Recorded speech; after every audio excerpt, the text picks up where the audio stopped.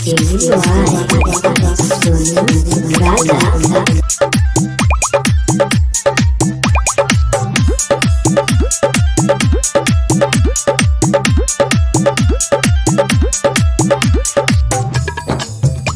का बने कारण तुम छोड़नी मुकेशवा के दिल तोड़नी पूनम गे मुकेशवा के दिल तोड़नी आगे मिलते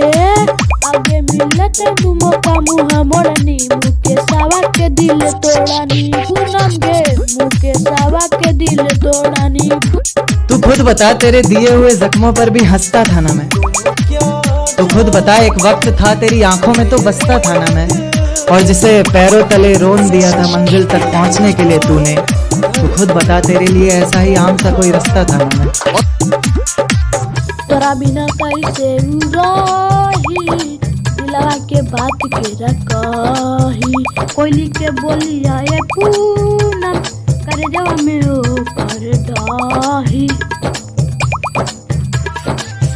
तोरा बिना कैसे रही दिलवा के बात के रखही कोयली के बोलिया ये पूनम करे जवा में हो कर दही।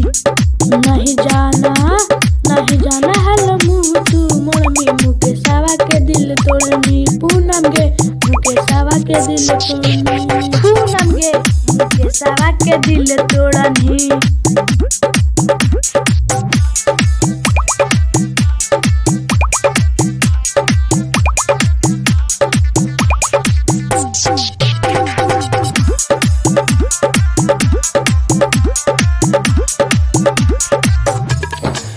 चली तू गई ससुरवा सगाई के मंगिया से मुरवा सोनू बिरजेशवा के अखिया से गिरा हो झरे झरे लोरावा।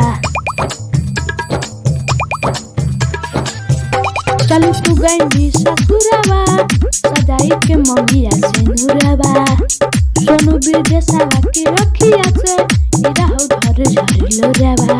अरे सोच सपना सरनी मुकेशवा के दिल तोड़नी पूनम गे मुकेशवा के दिल तोड़नी पूनम गे मुकेशवा के दिल तोड़नी पूनम गे मुकेशवा के दिल तोड़नी।